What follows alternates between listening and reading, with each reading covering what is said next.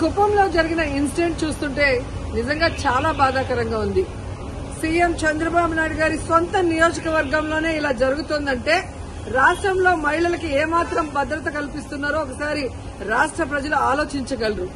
ఎందుకంటే చంద్రబాబు నాయుడు గారు అధికారంలోకి వచ్చిన తర్వాత ఇది ప్రజాస్వామ్యమా, రెడ్ బుక్ రాజ్యాంగమా అనే అనుమానం కలిగే విధంగా ఈరోజు రాష్ట్రంలో ప్రతిరోజు కూడా మహిళల మీద, బాలికల మీద దాడులు చేయటం, అత్యాచారాలు చేయటం, హత్యలు చేయటం, చెట్టుకు కట్టేసి కొట్టడం, ఇవి ఏ రాష్ట్రంలో అయినా జరుగుతున్నాయా? ఒక్క ఆంధ్రప్రదేశ్ లోనే జరుగుతుంది అంటే ఇక్కడ చంద్రబాబు నాయుడు గారు గాని, పవన్ కళ్యాణ్ గారు కానివ్వండి, అలాగే హోంమంత్రి అనిత గారు గాని ఎలా నిర్లక్ష్యంగా వ్యవహరిస్తున్నారు, ఎలా మహిళల రక్షణని గాలికి వదిలేశారో అందరికీ అర్థమవుతుంది. మాటలు మాత్రం ఇంత చెప్తారు. అధికారంలోకి వచ్చేప్పుడు ఏం చెప్పారండి?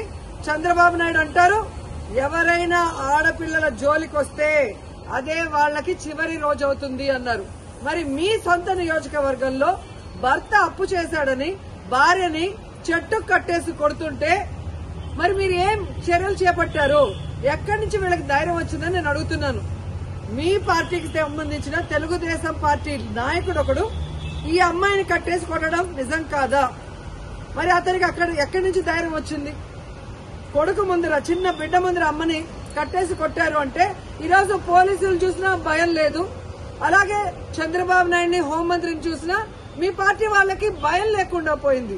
ఎందుకంటే లోకేష్ గారు చెప్పినట్టు ఎవరు ఎంత హింస చేస్తే, ఎవరు ఎంత దాడులు చేస్తే మీ గుడ్ లుక్స్ లో ఉండొచ్చు అన్న ఆలోచనతో రాష్ట్ర వ్యాప్తంగా అరాచక పాలన, అరాచకం సృష్టిస్తూ ముందుకు వెళ్తున్నారు.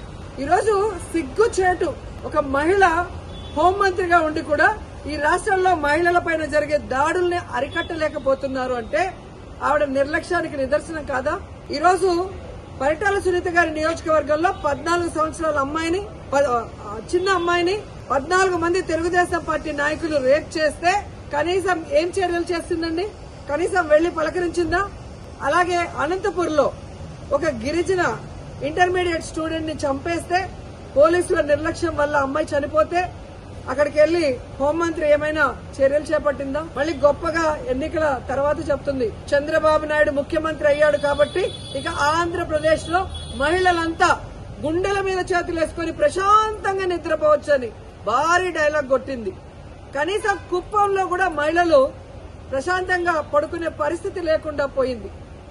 ఈరోజు ఆవిడ సెల్ ఫోన్ లో ఏ విధంగా వీడియో కాల్ చేసి పరామర్శిస్తోందంటే ఈవిడ అహంకారానికి నిదర్శనం కాదని నేను అడుగుతున్నా. హోంమంత్రి అంటే రాష్ట్రంలో మహిళలకి, ప్రజలకి రక్షణ కల్పించాల్సిన బాధ్యత ఉంది. అంతకన్నా ఏమో పని ఉన్నట్టు బిజీ అంటూ ఇంతవరకు ఒక ఇన్సిడెంట్ జరిగితే కూడా పోయి పరామర్శించదు. తప్పు చేసిన వాళ్ళని అరెస్ట్ చేయించాలన్న చిత్తశుద్ధి ఉండదు. సాక్షి ఈ విషయాన్ని వెలుగులో తెచ్చేంత వరకు ఇటు చంద్రబాబు నాయుడు గారికి గాని, అటు హోంమంత్రికి గాని విషయం తెలియలేదు, చర్యలు చేపట్టలేదు అంటే అంతకన్నా సిగ్గుచేటు ఏదైనా ఉందా? సీఎం గాని, డిప్యూటీ సీఎం, హోంమంత్రి టోటల్ ఫెయిల్యూర్ కాదా నేను అడుగుతున్నా. ఇంతవరకు సంవత్సరం అవుతుంది. మహిళల భద్రత గురించి ఏ రోజైనా మీరు ఒక కమిటీని వేసి ముఖ్యమైన నాయకులు దాని మీద డిస్కషన్ చేశారా? మహిళలంటే అంత చిన్న చూపు. ఓట్లు వేసుకోవడానికి మహిళలు కావాలి, కానీ వాళ్ళకి రక్షణ ఇవ్వడానికి, వాళ్ళకి వెల్ఫేర్ చేయడానికి, వాళ్ళని అభివృద్ధిలో తీసుకురావడానికి మాత్రం వాళ్ళు మనుషులుగా మీకు పరిగణలో తీసుకోరు. ఇప్పటికైనా చంద్రబాబు నాయుడు గారు, పవన్ కళ్యాణ్ గారు, లోకేష్ గారు, అనిత గారు రెడ్ బుక్ రాజ్యాంగాన్ని పక్కన పెట్టి ముందు ఆడపిల్లకి రక్షణ కల్పించాల్సిన బాధ్యత తీసుకోండి. తప్పు చేసిన వాడు తెలుగుదేశం వాడైనా శిక్షించడానికి ప్రయత్నించండి. అంతేగాని టీవీల ముందు కూర్చొని చంద్రబాబు నాయుడు చెప్పాడు కదా అని జగన్మోహన్ రెడ్డి గారిని, భారతమ్మని తిట్టడానికి, సాక్షి మీద కేసులు పెట్టడానికి టైం ఉన్న హోంమంత్రి గారికి నేరస్తుల్ని శిక్షించడానికి టైం లేదా అని అడుగుతున్నాం.